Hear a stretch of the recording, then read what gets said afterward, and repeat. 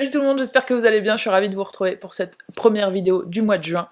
Aujourd'hui, on va faire les tops et flops, mais que la partie lecture, parce que j'ai beaucoup de choses à vous raconter, et la suite de tout le reste, donc ciné, écran, Netflix, télé, sorties autres, etc. Ce sera la semaine prochaine, parce que ça va faire trop de montage en un seul coup. C'est parti pour les livres que j'ai lus ce mois-ci, et j'ai été assez productive, je vous expliquerai au fur et à mesure pourquoi. Bref, j'ai commencé par Into the Wild de Jon Krakauer. C'est un film aussi qui a été adapté du livre. Il y a un texte en fait, l'introduction de ce livre que j'ai fait en cours avec mes élèves, et en fait, comme à chaque fois que je parle d'un truc avec mes élèves en général, ça me donne envie de le revoir. Je l'ai trouvé en anglais, mais évidemment il existe en français. Il date un petit peu maintenant, il a été publié en 96. Alors je suis un peu entre deux, parce que si on a vu le film, on n'apprend pas 12 000 trucs sur Chris McCandless, qui est donc cette histoire vraie d'un jeune, très jeune homme d'une vingtaine d'années qui a tout abandonné pour partir voyager à pied et jusqu'en Alaska parce que c'était son rêve d'être dans la nature, etc. Vraiment sans aucune ressource. Il a brûlé ses billets, il a détruit ses papiers d'identité, il a abandonné sa voiture, enfin vraiment le dénuement complet.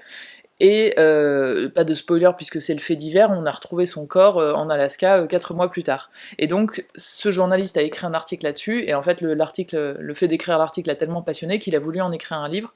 Donc il y a en parallèle l'histoire de Chris McCandless, mais il s'intéresse aussi à d'autres personnes qui ont eu un peu le même profil, qui sont parties à l'aventure, qui ont voulu se détacher complètement de la société, et à qui il est arrivé des choses aussi, ou pas, ou qui sont revenus, ou qui ont jamais réussi à revenir, mais qui n'en sont pas morts, etc. Et à lui aussi son histoire, parce que dans sa jeunesse, il a eu une période où en gros, on comprend qu'il s'identifie pas mal, et que ça aurait pu, à quelques petites choses près, mais ça aurait pu aussi être lui. Alors c'est pas une lecture que j'ai adorée.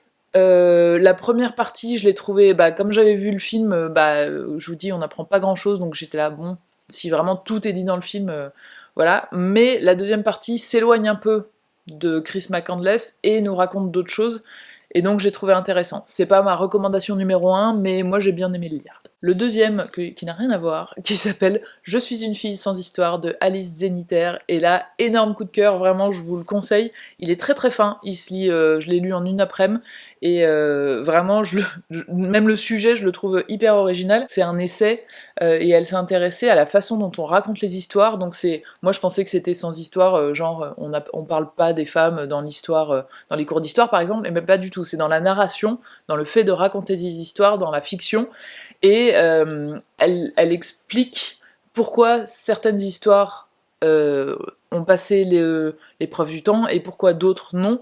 Et un de ses premiers exemples, pour vous donner une idée un peu, c'est au temps préhistorique, on se nourrissait majoritairement de choses qu'on cueillait et aussi de choses qu'on chassait, mais c'était moins de 40% de la nourriture.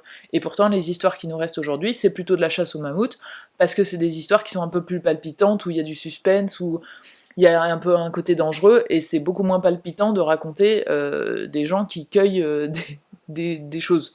Et donc c'est la force du récit par rapport à la réalité, et à quel point ces récits nous influencent aussi, ces récits notamment depuis la Grèce antique, etc., nous influencent encore aujourd'hui. Je sais pas si je vous le vends très bien, mais vraiment il est hyper intéressant, et il est assez drôle aussi. Petite pépite, c'est publié chez l'Arche, des écrits pour la parole, et j'ai beaucoup aimé, et Alice Zeniter, elle a écrit d'autres trucs que j'ai pas encore lus, mais ça m'a donné très envie, parce que j'aime beaucoup le ton qu'elle utilise, et le fond du propos est vraiment chouette. Ensuite, j'ai entendu parler de Marimoto, de Dorothée de Montfred, Seule contre l'ouragan, donc c'est un livre pour enfants, je dirais une petite dizaine d'années. Et c'est un peu un mélange entre BD et histoire, vous voyez qu'il y a des images, mais le texte, c'est pas des bulles en fait, c'est du texte à côté, et il y a aussi parfois des bulles, donc c'est un peu un mélange entre les deux. Et donc ça, il a été publié chez Seuil, et je peux pas dire que j'ai été vraiment fan, je pense pas que je l'offrirais. Il y a des choses que j'ai trouvées bien, et puis il y a des choses que j'ai trouvées un peu bizarres. Alors ce qui est bien, c'est que il y a un gros ouragan, et Marie, qui a appris à piloter cette moto l'été d'avant chez sa grand-mère, part pour sauver les gens, en fait, ses parents se retrouvent sous un éboulement, etc. Et donc elle part chercher de l'aide avec cette moto. Donc ça fait un peu la fille aventurière, la fille voilà, qui a pas peur et qui va prendre les choses en main, qui va faire des choses pour sauver les gens. Moi, voilà, ce que je trouve moyen, c'est elle a que 10 ans, et 10 ans à moto, ça me paraît un peu tôt, mais ça c'est peut-être le côté rabat-joie, je sais pas. Voilà, elle aurait eu 12-13 ans, peut-être que ça m'aurait moins choqué. Et puis, juste, si vous voulez pas du tout savoir l'histoire, si vous voulez découvrir tout seul ou toute seule, je vous mets un timecode, vous sautez de 30 secondes à peu près, vous allez à ce moment-là dans la vidéo. Sinon, je vous raconte ce qui, moi, m'a embêté dans cette histoire, c'est qu'en fait, donc, elle prend sa moto, elle part dans d'autres villages, etc. Et à un moment, elle arrive dans une station essence, et il y a un vieux monsieur tout nu, et en fait, on comprend au bout d'un moment que c'est parce qu'il a été frappé par la foudre, et il est devenu un peu fou. Et donc ses vêtements, j'imagine, se sont déchirés et tout. Et en fait, c'est comme si c'était anecdotique qu'il était tout nu. Je sais pas, ça m'a un peu gênée, donc c'est pas absolument à pas lire, mais j'ai trouvé ça très chelou, ce truc au milieu de l'histoire. Ensuite, je vous présente un roman graphique, alors là aussi, je vous le conseille vivement, ça s'appelle Amour en cendres de Anne Biloz, et c'est une BD, hop, en bicolore, comme ça, en orange et violet, qui parle des violences conjugales. Alors effectivement, c'est pas un sujet facile, mais vraiment c'est un documentaire en forme de BD, quoi. Donc on suit l'une après l'autre, 3 femmes qui se sont retrouvées dans des situations de violence conjugale, donc on comprend les mécanismes qui s'installent, le pourquoi, comment, etc. Et ces 3 histoires sont séparées par des petits trucs beaucoup plus d'informations. Donc il y a une partie sur les stratégies de l'agresseur, une partie sur les profils types d'agresseurs, il y a une partie qui s'appelle Pourquoi les femmes restent-elles, que j'ai trouvé très intéressante, et il y a une dernière partie sur les clichés qu'on peut avoir sur ce genre de situation. Donc c'est à la fois de la fiction et à la fois informatif. Et en fait, pour réaliser cette BD, l'autrice a interrogé plein de femmes victime, et elle a pris des éléments par-ci par-là pour que, voilà, c'est pas l'histoire d'une femme, elle a regroupé dans la même histoire plusieurs histoires pour que ce soit plus anonyme aussi, mais donc tout part en fait de recherches et de vraies histoires qui se sont passées, et vraiment je le conseille, c'est très éducatif, et ça peut nous apprendre aussi à réagir ou à détecter plutôt, et puis à avoir plutôt les bonnes phrases, plutôt que de culpabiliser à nouveau de « Ah bah pourquoi tu restes ?» paraît très simple, mais n'est pas simple quand on est dans la situation, je pense. Donc voilà, très intéressant. Et j'ai eu la chance de rencontrer Anne Biloz en rencontre à la librairie Assois, c'est la librairie où je vais très souvent, qui fait beaucoup de rencontres avec des autrices. Bon, on a pu lui poser des questions, elle a expliqué son travail et tout, c'était hyper intéressant. Ensuite, j'ai lu, comme je me suis inscrite sur BookTok, j'ai découvert tout l'univers de romance, fantasy, etc. Et ça m'a rendue très curieuse, et donc j'ai voulu essayer. Et j'ai lu mon premier livre de fantasy qui s'appelle Le Pont des Tempêtes de Daniel L. Jensen, publié chez Bragelonne, qui font souvent des livres assez beaux. Alors, j'ai fait un peu l'erreur de le prendre en français, j'avais pas capté que c'était un roman qui était à la base en anglais, et je pense que j'aurais dû le lire en anglais, parce que l'écriture était parfois, je trouve, un peu lourde. Alors, peut-être que ça aurait pas été mieux en anglais, mais j'aurais pu savoir que c'était le style de l'autrice, plutôt que... parce que là, ça peut être soit l'autrice, soit la traductrice, on ne sait pas.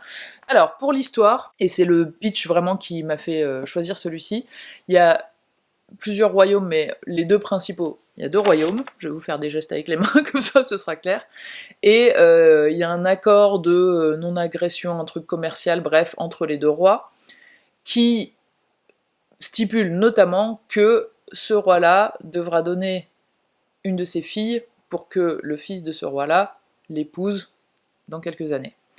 Et donc ce roi-là, il a plein de filles, avec plein de femmes différentes, et il les élève de façon à ce qu'elles deviennent des espionnes, pour que le jour où elles se marient, elles puissent aller espionner. Donc elles apprennent à se battre, elles apprennent les différentes sortes de poisons, enfin voilà, elles apprennent plein de tactiques en grandissant.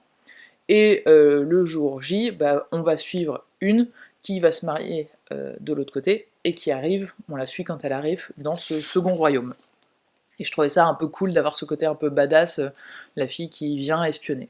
J'ai plutôt bien aimé cette lecture, après c'est pas le truc où je me dis faut absolument que vous le lisiez parce que c'est vraiment génial. Il y a des côtés un peu raccourcis ou un peu simples, mais dans l'ensemble, c'est une lecture que j'ai bien aimée. Je l'ai lu assez vite, j'avais envie de savoir ce qui allait se passer après. Ouais, bonne surprise. Il est en plusieurs tomes, donc on sent vraiment à la fin que ça ouvre pour le tome d'après. Je suis pas hyper pressée de lire le tome suivant entre les deux. Le suivant, qui est très très court, il s'appelle Le racisme expliqué à ma fille de Tahar Ben-Jelloul. Là, c'est l'édition de 2000, mais je sais qu'il l'a modifié au fur et à mesure des années et que du coup ça a été réédité régulièrement. En fait, j'espérais un peu, j'avais projeté dessus que ça pourrait être un outil super à donner à plein de parents pour...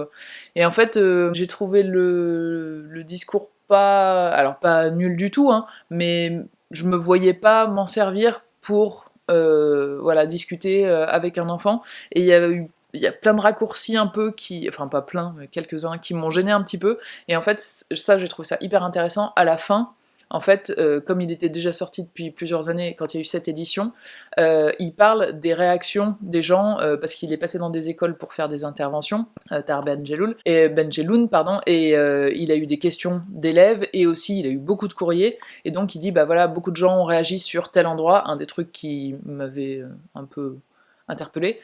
Et effectivement, je l'ai pas bien dit, etc. Donc ça, j'ai trouvé ça vraiment hyper intéressant, et je pense qu'avec les années, et la déconstruction qui se fait en ce moment autour du racisme et tout ça, bah on peut, ça peut être mis à jour presque tous les 2 ans, je pense. Et voilà, donc faudrait que je lise une version plus récente. Si jamais parmi vous, il y a des gens qui ont lu une édition plus récente, n'hésitez pas à me dire.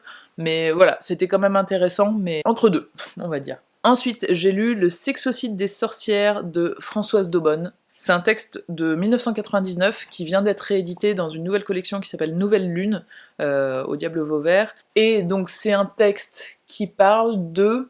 En gros, c'est qu'est-ce qui a fait dans l'histoire avant pour qu'on puisse en arriver à la chasse aux sorcières qui a eu lieu du 15e au 17e à peu près, et un petit peu plus aussi, jusqu'au 18e. Et donc, il y a toute une première partie où c'est beaucoup de mythologie, de choses dans la religion, donc un tel a dit ça, et ça c'était dans telle écriture, et ça, etc., qui nous montre que la femme était placée en inférieur, ce qui a pu mener à ce génocide. Elle appelle ça sexocide, et c'est elle qui a créé le mot, Françoise Daubonne, ce sexocide des sorcières. Et la deuxième partie est plus un peu sur comment ils l'ont mis en place et tout. La première partie, j'avoue que j'ai trouvé ça très dense et un petit peu compliqué pour moi, parce que je suis pas franchement férue de... Vous avez pu le voir la dernière fois quand je vous ai dit que les mousquetaires c'était au Moyen-Âge, bon je me suis corrigée, après vous avez été plein à me corriger, et merci. Moi je suis nulle en histoire, vraiment, c'est pas un truc où je suis très très calée. Et en mythologie non plus, vraiment pas. Et donc là, c'était plein de références citées, mais assez rapidement, comme si tout le monde connaissait, et quand, je vous dis n'importe quoi, hein, c'est pas exactement ça, mais quand Persée a dit gna gna gna gna gna, et dans telle fable, là, et tel pape, et enfin, quand on les connaît pas, du coup, s'il n'y a pas un peu de contexte, s'il y a pas, et vous avez vu l'épaisseur du livre, il n'y a pas la place en fait pour tout ce contexte et tout. Et donc soit faut le prendre comme une base et pour aller chercher un peu plus loin, soit, moi j'avoue, la première partie, au bout d'un moment, j'étais je vais arrêter de le lire, c'est trop dense et trop touffu pour moi. Et la deuxième partie est beaucoup plus digeste et m'a beaucoup plus parlé. Il y a des citations que j'ai trouvées hyper fortes et hyper belles, notamment la toute fin du livre où elle dit, en gros, c'est important de s'en souvenir parce que ce passé-là fait qu'on a aujourd'hui, et surtout, pour elle, c'est un peu dormant, mais ça n'a pas complètement disparu, tout ce qu'elle explique dans la première partie, justement. Et vraiment, j'ai trouvé ça intéressant. D'une forme un peu, peut-être qu'il y a plus digeste à lire sur le sujet. Si vous avez des recommandations, n'hésitez pas. Ensuite, j'ai lu Héloïse, les fleurs du sérail de Elisa Sebel, qui est paru chez Jeanne et Juliette. Je vous en ai parlé, je sais plus si c'était la dernière fois ou la fois d'avant, on est entre 10 et 15 à peu près sur les réseaux sociaux à avoir été sélectionnés pour être ambassadeur-ambassadrice, et donc je suis ambassadrice de cette maison d'édition Jeanne et Juliette, et qui vient de naître et qui a fait paraître le 26 mai ses premiers livres, donc il y a celui-ci, et puis il y en a un, c'est La fille du bourreau, je pense que je vous le présenterai le mois prochain, je l'ai pas encore lu. Donc c'est une maison d'édition qui est spécialisée dans les sagas historiques, et les sagas historiques avec des personnages féminins forts. Donc je trouve ça plutôt sympa, d'autant plus que c'est un style, pardon, un genre que je lis très peu, donc c'était bien de me plonger un peu dedans. Et donc là, on suit Héloïse. Il y a déjà eu, Elisa Sebel avait déjà écrit un livre sur Héloïse qui s'appelle La prisonnière de la mer, si jamais vous l'avez lu, c'est la suite de sa vie. Moi je ne l'ai pas lu, mais j'ai quand même voilà, pu suivre l'action. Il y a juste le tout début du premier chapitre où on sent que on reprend une histoire en cours, et donc j'ai mis un tout petit peu de... Voilà, j'ai mis 1 ou 2 pages à me dire, alors attends, c'était quoi machin, et puis après on part vraiment dans l'histoire de celui-là, donc voilà, ne vous inquiétez pas si la première page vous rebute un peu. Donc c'est Héloïse, elle était dans l'armée napoléonienne, mais en tant que pour les vivres, etc., pour aider les soldats, et elle fuit, elle s'échappe, etc. Et là, elle se retrouve, il naufrage, elle et un groupe d'hommes, sur des rives d'Afrique du Nord, c'est en Algérie, et en fait, elle se fait capturer, et elle est forcée de rester dans un harem. Et donc, on suit sa vie dans ce harem. Et j'ai bien aimé l'histoire, il y a une super force dans la façon de décrire l'atmosphère, les goûts de ce qu'elle mange, les épices, les odeurs, les couleurs, on a vraiment l'impression de pouvoir toucher les textures aussi, des vêtements, des bijoux. Il y a vraiment un truc que j'ai trouvé hyper sympa là-dedans. Elle est à la fois perdue et en même temps, il y a toutes ces femmes autour d'elle et elle se fait aussi des amitiés. Enfin, il y a vraiment beaucoup de nuances, beaucoup de maillages qui sont très intéressants. Il y a une petite vision un peu idéalisée de l'amour, mais bon, ça, on est aussi au début du 19e, donc peut-être que c'est lié à ça. Mais j'ai plutôt bien aimé cette lecture, c'était plutôt agréable, et la suite sort, je crois, à l'automne, donc bah, je lirai avec plaisir la suite pour suivre Héloïse dans ses aventures. Et enfin, le dernier, il s'appelle Vénère de Taous Merakchi, et Taous Merakchi, elle a aussi fait une préface dans le sexocide des sorcières. Le sous-titre c'est Être une femme en colère dans un monde d'hommes, et c'est en colère quoi. Plus, c'est de la colère voilà, on sent qu'elle est viscérale et qu'elle est hyper forte et que ça nourrit son quotidien aussi. Plusieurs choses, alors c'est très facile à lire. Il y a quand même un moment où je me suis dit, trop de colère, en fait ça va commencer à moi m'atteindre, parce que oui j'ai de la colère en moi, mais elle se traduit pas du tout de la même façon, et en fait la colère très forte un peu longtemps, moi ça peut un peu m'atteindre. Et au bout d'un moment j'étais là, alors si c'est ça tout le long, je pense que je vais un peu peiner, et en fait non, ça, vraiment vous inquiétez pas si ça vous fait pareil, ça redescend, et après elle rentre dans le pourquoi du comment, elle explique, etc. Et j'ai trouvé ça vraiment très intéressant. J'ai pris plein de notes sur mon petit papier, j'ai mis plein de petits post-it aussi de moments hyper intéressants et de citations hyper fortes. Vraiment, celui-là je vous le recommande. Donc ça c'est ceux que j'ai lus, et je vous explique vite fait parce que je lis quand même rarement 9 livres en un seul mois. En fait j'ai une pile de livres, pardon. Au fur et à mesure, quand je les achète, je les mets au même endroit tous. Et là, ça m'énerve en fait qu'elles ne réduisent pas, parce qu'en fait, à chaque fois que j'en ai lu un, bah, en fait, j'en ai acheté un ou deux, ou voilà, ça se... Et là, mon but, c'est de me dire, ok, tu réduis, tu arrives, il peut t'en rester un ou deux dans ta pile à lire, parce que t'es pas obligé de lire le dernier que t'as acheté, mais tu n'en achètes pas jusqu'à ce que... Et en fait, il y en a plein que j'ai envie d'acheter en ce moment, que j'ai envie de lire, et donc j'ai essayé de me dire, allez, tu t'y mets, vraiment, tu avances, j'ai pris tous ceux dans ma pile à lire qui étaient très petits, comme ça j'en avais 4 ou 5, là j'en ai lu 3 de ces petits-là, donc voilà, ça avance un petit peu plus vite, et puis c'est des livres qui se lisent en une après-midi, donc effectivement c'est beaucoup plus rapide que Le Pont des Tempêtes, qui était épais comme ça. Je vais pas faire ça tous les mois, je pense pas, hein, 9 par mois ça me paraît beaucoup, mais en tout cas j'ai fait diminuer un petit peu ma pile à lire, donc voilà, il m'en reste là une petite quinzaine, mais il y en a des assez épais, donc voilà, je sais pas comment ça va être le mois prochain. Ensuite, deuxième chose, je voulais vous parler d'un projet que j'ai, je sais pas si je vous en ai déjà parlé, si vous êtes parmi les quelques-unes qui m'ont suivi sur TikTok, si j'en ai parlé là-bas, mais j'en ai pas parlé ailleurs. En fait, j'ai un projet de créer un petit cahier comme ça, qui soit un journal de lecture en fait. Donc avec des pages, avec le titre écrit par, dans telle maison d'édition, etc. Et puis en dessous, mon avis, ce que j'en ai pensé, peut-être les citations les plus importantes, etc. Et que ça laisse une trace, en fait, de nos lectures. Alors, évidemment, c'est un truc qui est fait pour les gens qui aiment bien lire, et si vous lisez 2 livres par an, je pense pas que vous aurez envie d'acheter un truc comme ça. Et puis, il y a les pages du début, qui, avant d'avoir toute la liste des livres, c'est des petits trucs un peu amusants, un peu pour les geeks et geekettes de la lecture, mais par exemple, ai-je lu aujourd'hui, puis on colorie la case si on a lu, nombre de livres achetés, nombre de livres lus par mois, ma pile à lire, mon livre préféré de ce mois-ci, etc., les livres que je voudrais lire, et donc ça permet d'avoir un carnet où tout est mis au même endroit. Si vous avez des suggestions de rubriques à mettre, ou à la fin je vais aussi laisser quelques pages de notes vides, parce que chacun peut personnaliser comme ça, chacune peut personnaliser son propre carnet, je trouve ça sympa. Et pour la couverture, j'aimerais bien faire un truc un peu joli, je voudrais pas le laisser tout blanc comme ça, donc voilà, je cherche un peu des idées, surtout de design pour la couverture. Je fais des petits essais, et puis et là pour l'intérieur j'ai une version que je trouve vraiment sympa, donc je pense que je tiens le bon bout. Dites-moi si ça peut vous intéresser, j'aimerais bien le vendre autour de 20€, pas plus, et je pense que je vais faire un système de précommande, parce que en fait l'impression des livrets à l'intérieur, ça peut être un peu cher. J'aimerais bien en imprimer 100. Si je vois que les précommandes, il y en a 10, bon bah je pense pas que j'imprimerai les 100, normal.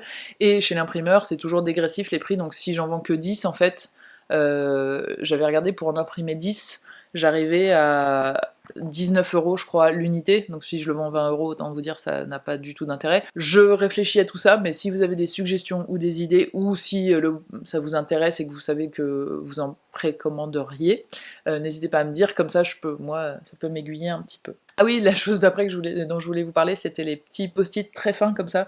Vous avez peut-être vu que quand j'annote mes livres, au début je prenais des post-it, alors fins aussi, mais beaucoup plus épais que ça. Et là vous voyez sur celui-ci, ce sont des post-it très très fins, qui sont pastel en plus. Et en fait je les mets à la fin du passage qui m'intéresse. Vous voyez là, ça veut dire que c'est la fin du passage, donc quand je regarde le petit paragraphe qui est au-dessus. Ce sont pas vraiment post-it, ils appellent ça index highlighter, qui se présente comme ça.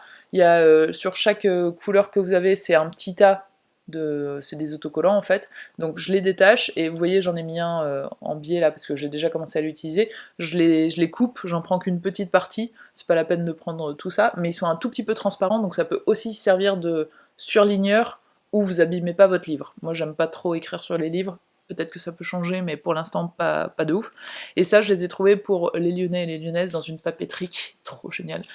Moi j'adore les papeteries aussi, les livres et les cahiers, c'est mes 2 passions, qui est à la Croix-Rousse, qui s'appelle Papier Merveille. Vraiment, si vous aimez les papeteries, allez voir les cahiers qu'elle fait, c'est vraiment magnifique. Et voilà, et j'ai trouvé ça là-bas, et c'est hyper pratique. Et ensuite, je voulais vous parler rapidement de BookTok, donc j'ai créé un compte TikTok sur lequel je me suis dit, bah voilà, je vais parler de livres vraiment au quotidien, poster des choses chaque jour, parce que visiblement TikTok, si t'y es pas tous les jours, TikTok t'oublie et personne ne voit tes vidéos. Et donc j'ai fait ça un mois en me disant, bah je vais voir si j'aime bien ou pas. Alors c'est un format que j'aime plutôt bien faire, mais pour l'instant, en un mois, j'ai assez peu d'interactions, et puis je sens que les livres dont je parle, c'est pas forcément ce qui fait vraiment le cœur de BookTok.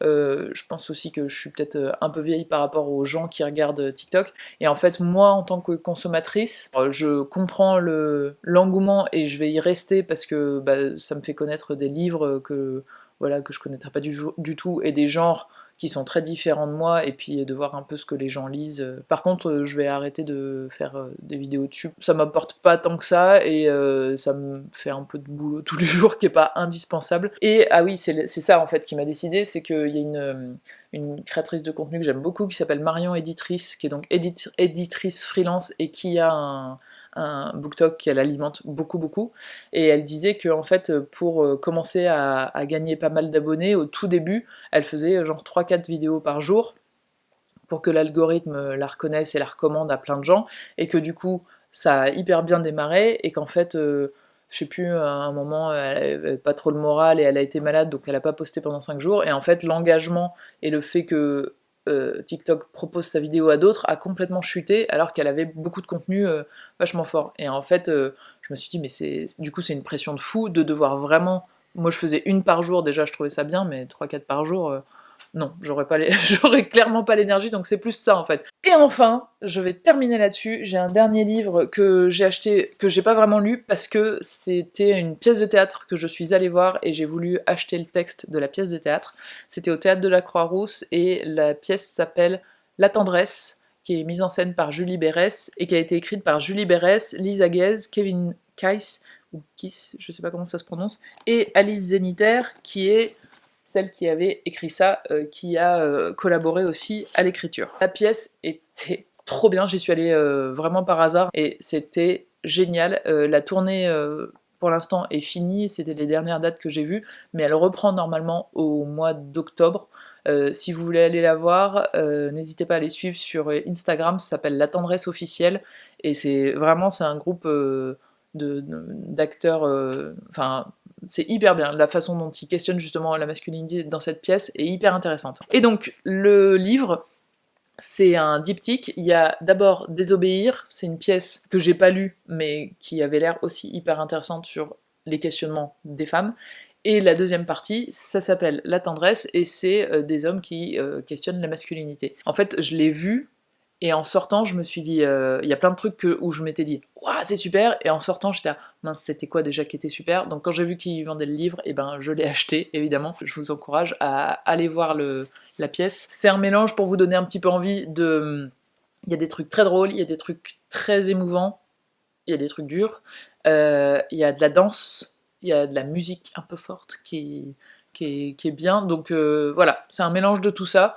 C'est un peu difficile à décrire, mais vraiment je vous la recommande. Est-ce que j'ai fini? Je crois. Vous voyez pas mon canapé, mais tout ce qu'il y a sur mon canapé, je vous en ai parlé, donc normalement, c'est que j'ai dit tout ce que je voulais dire. Et ben oui, c'est bon. Ah oui, et dernière chose, pour le carnet de lecture, je veux pas l'appeler carnet de lecture, je voulais l'appeler lecture avec un S entre parenthèses. Genre, c'est ma lecture, mais c'est mes lectures aussi. Si vous avez des meilleures idées de titres, je suis preneuse, parce que voilà, j'aimerais bien mettre ça en lettres noires qui soient vernies un peu en relief, un truc un peu joli. Donc voilà, je prends aussi vos suggestions. Ça y est, j'ai dit tout ce que je voulais dire. Je vous souhaite une très très bonne semaine, et je vous retrouve lundi prochain à 8h du matin pour la suite des Top et Flops avec tout ce qui concerne tout sauf la lecture.